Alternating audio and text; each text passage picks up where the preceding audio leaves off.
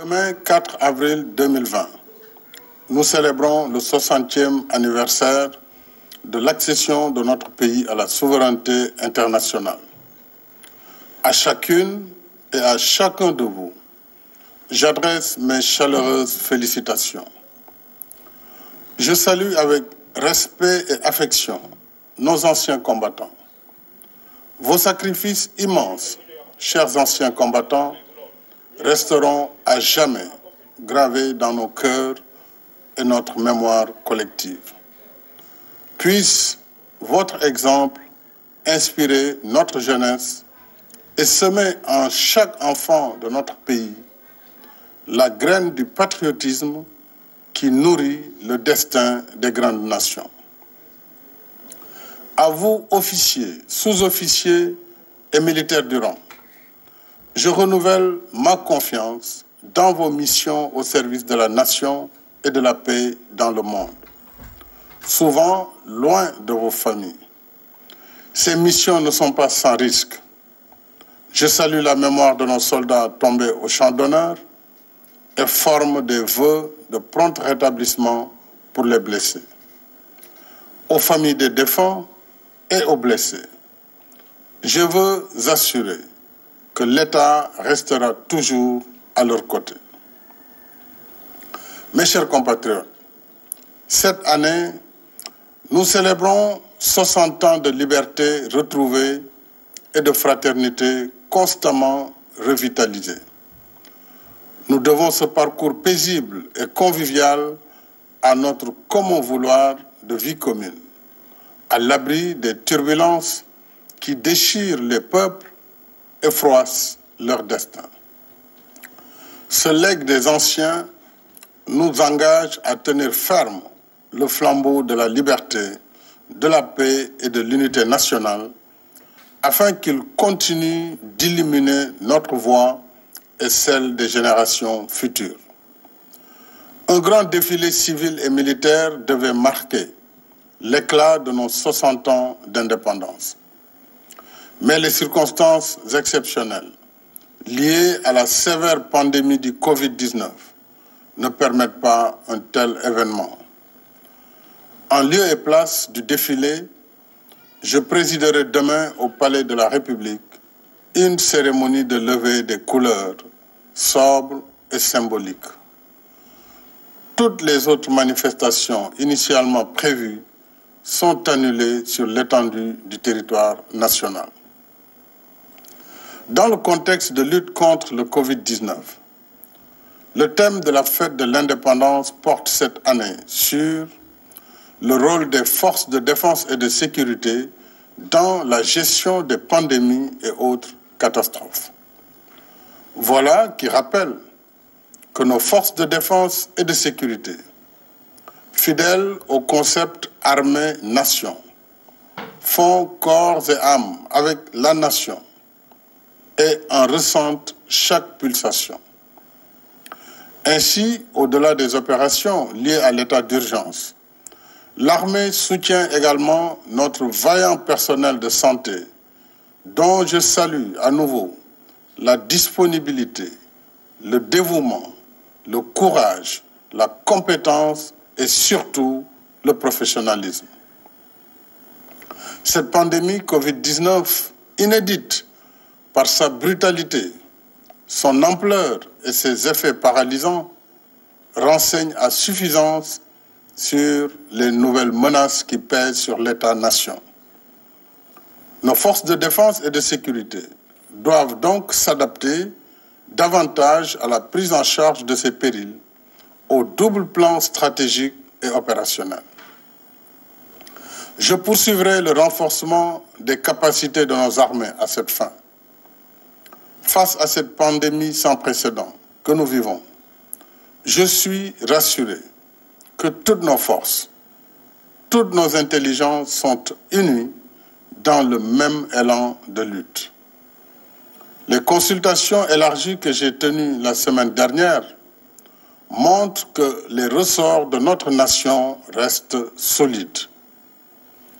Ne baissons pas la garde. Restons mobilisés dans l'observance des règles d'hygiène individuelle et collective. Respectons les mesures édictées par l'état d'urgence, limitons nos déplacements, restons à la maison. Prenons très au sérieux cette maladie. Évitons la stigmatisation pour une maladie certes très contagieuse, mais pas du tout honteuse. Signalons au service de santé tout cas suspect pour une prise en charge précoce. C'est en observant ces règles que nous éviterons une propagation générale du virus que nos structures de santé ne pourront pas contenir. Mes chers compatriotes, comme partout ailleurs, notre économie subit de plein fouet l'impact du Covid-19. Des secteurs comme le tourisme, l'hôtellerie, la restauration, les transports, le commerce, la culture, les bâtiments et travaux publics, entre autres, sont durement affectés. Notre croissance économique soutenue sur plusieurs années est brutalement freinée et passera de 6,8% à moins de 3%. Mais ce soir, mes pensées vont particulièrement à toutes celles et à tous ceux qui souffrent de l'impact de la crise du Covid-19. Je pense aux millions de pères, mères et soutiens de famille menacés de précarité. Je pense à notre diaspora, si généreuse envers la nation et aujourd'hui éprouvée.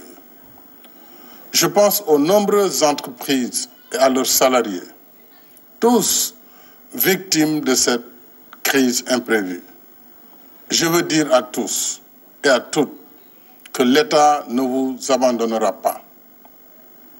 Devant l'urgence et en attendant une évaluation complète des effets de la crise sur l'économie nationale, j'ai mis en place un programme de résilience économique et sociale afin de renforcer notre système de santé et soutenir nos ménages, notre diaspora, nos entreprises et leurs salariés.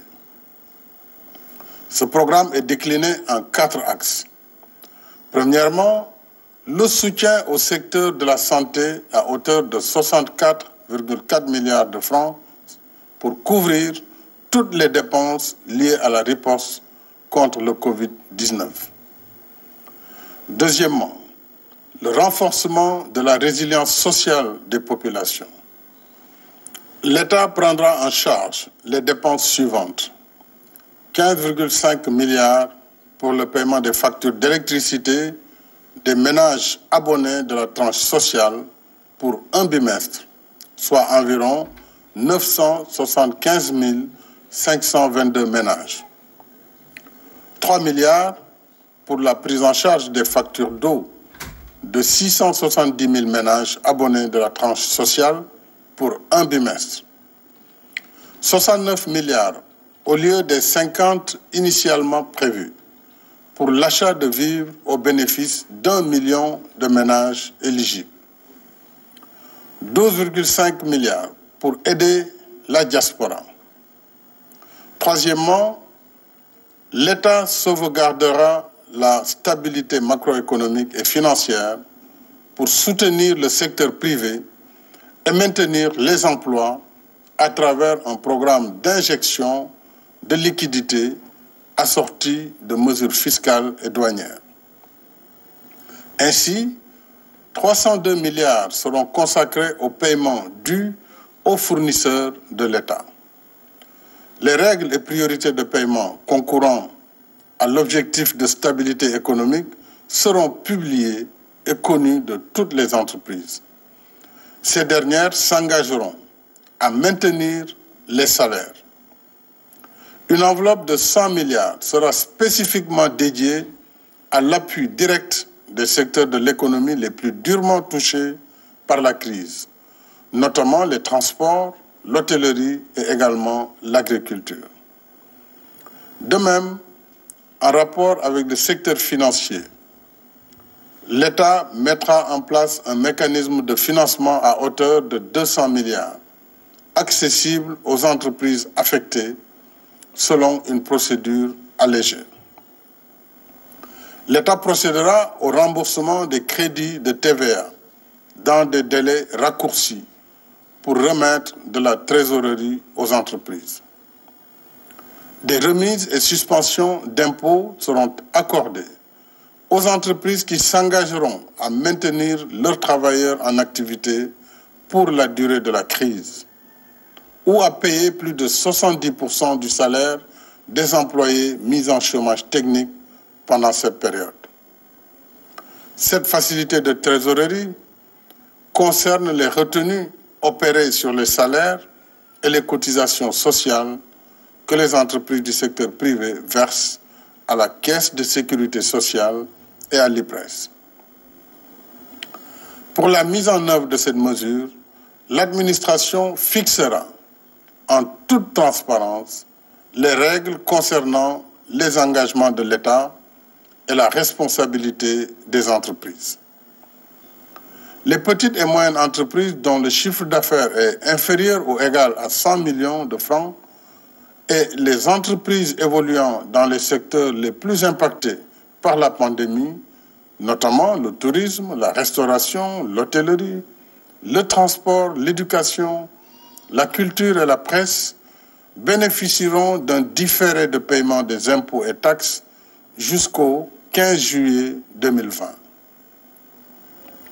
Au titre du soutien à l'investissement, il y aura une prolongation du délai général de paiement de la TVA suspendu, recouvré par la douane et les services fiscaux de 12 à 24 mois, ce qui représente un report de paiement de 15 milliards sur l'année 2020.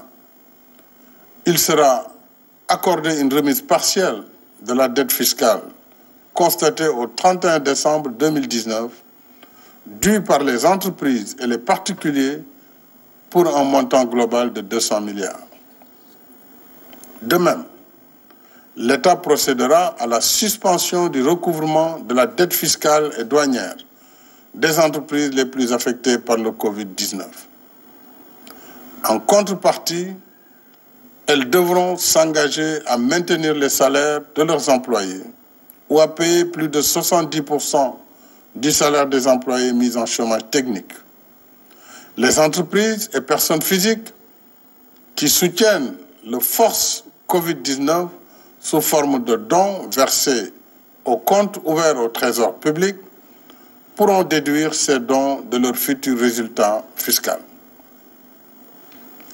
J'ai également ordonné une réorganisation du budget par des coupes sur les dépenses de fonctionnement et d'investissement reportées, ce qui correspond à une économie de 159 milliards de francs. En outre, le gouvernement sécurisera 178 milliards pour couvrir partiellement des pertes de recettes budgétaires induites par la crise. Quatrièmement, enfin, le programme de résilience économique et sociale permettra d'assurer l'approvisionnement régulier du pays en hydrocarbures, produits médicaux, pharmaceutiques et denrées de première nécessité. Le gouvernement veillera particulièrement à lutter contre toute pénurie artificielle et hausse indue des prix. L'ensemble des dépenses liées à la mise en œuvre du programme de résilience économique et sociale seront couvertes par le Fonds de riposte contre les effets du Covid-19, Force Covid-19, doté de 1 000 milliards de francs CFA, financé par l'État et des donations volontaires. Au nom de la Nation, je remercie celles et ceux qui ont déjà contribué aux forces Covid-19, secteur privé, personnes physiques et partenaires au développement. J'invite toutes les bonnes volontés à se joindre à cet élan de solidarité nationale afin d'assurer les meilleures conditions d'inclusion et de transparence, le force Covid-19 sera supervisé par un comité de pilotage qui comprendra des représentants de l'État, de l'Assemblée nationale, toutes sensibilités confondues, et de la société civile.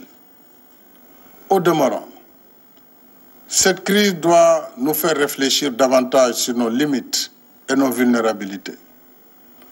Nous avons fait de grands progrès dans la production agricole pour assurer notre souveraineté alimentaire. Mais nous devons encore produire plus et mieux, consommer sénégalais pour être moins dépendants des marchés extérieurs. Je tiens particulièrement à la mise en œuvre accélérée du programme d'autosuffisance en riz. Mes chers compatriotes, dans un contexte global marqué par de nouvelles menaces transfrontalières comme le Covid-19, la vulnérabilité de l'État-nation rend encore plus pertinent l'attachement de notre pays au panafricanisme. Parce que l'unité africaine est pour nous un impératif de premier ordre. Je poursuivrai sans relâche mes efforts à l'échelle sous-régionale et continentale pour un front commun de l'Afrique dans la gouvernance mondiale et la prise en charge de l'impact du Covid-19. Quand une crise frappe toutes les économies, les plus faibles sont évidemment les plus affectés. Je renouvelle par conséquent mon appel aux partenaires bilatéraux et multilatéraux à appuyer nos efforts en annulant la dette publique et en réaménageant la dette privée selon des mécanismes à convenir. Du reste, la tourmente qui secoue le monde a fini de révéler au grand jour la fragilité de tous les pays et leur vulnérabilité commune. Alors, il est temps de repenser l'ordre des priorités.